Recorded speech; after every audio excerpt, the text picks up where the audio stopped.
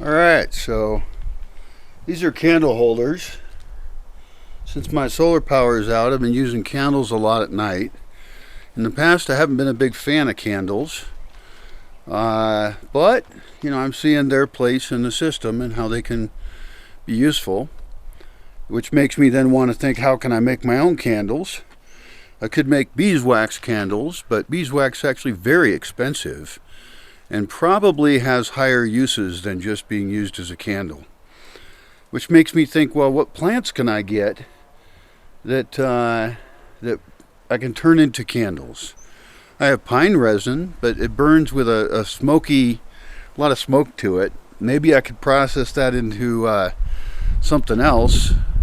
And then you can make turpentine with it, and you can separate it out. So there's options. But I'm looking for a plant that makes wax, probably. Anyway, back to this experiment. All these candle holders burned down, and now they've got wax in them that I don't want there. I want to be able to put a new candle in it, and I don't have a fire going. I haven't been lighting fires lately, so I could put them next to the fire and the wax would drip out. So I've got them on this barrel here, this black barrel, and I've had them here for a couple days. The truth is, I can probably take some of these and burn them down, and that will clear out the wax. That often works, but like this wax here isn't even coming off.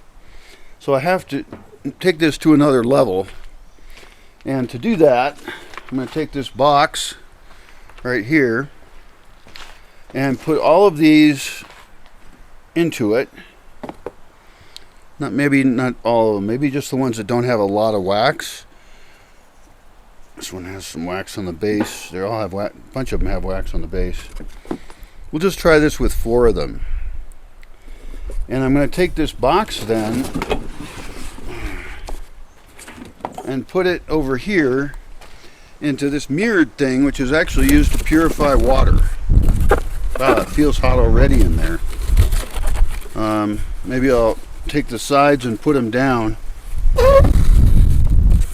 to try and make these be in a much hotter spot.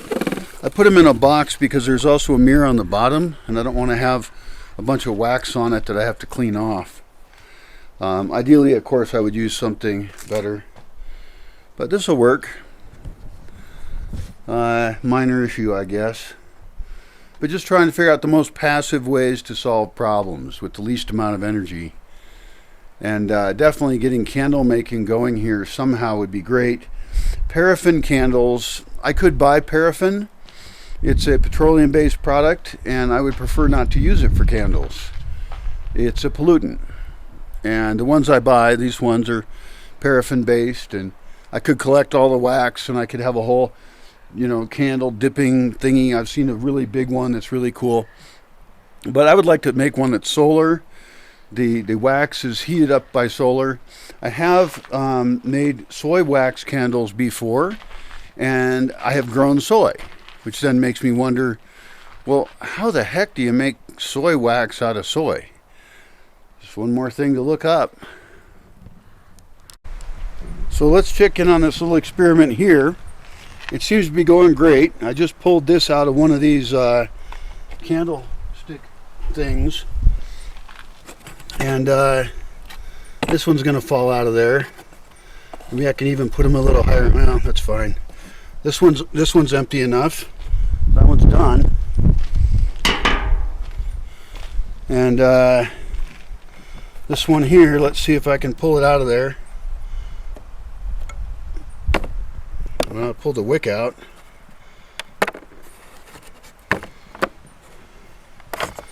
I mean, I put these in there not that long ago, so I think it's doing really well. Yeah, that's great. I'll be able to have candles again.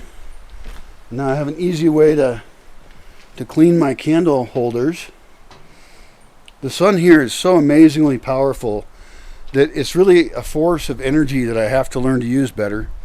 And I have lots of plans to use evacuated tube solar hot water heaters. They're super cheap, super powerful.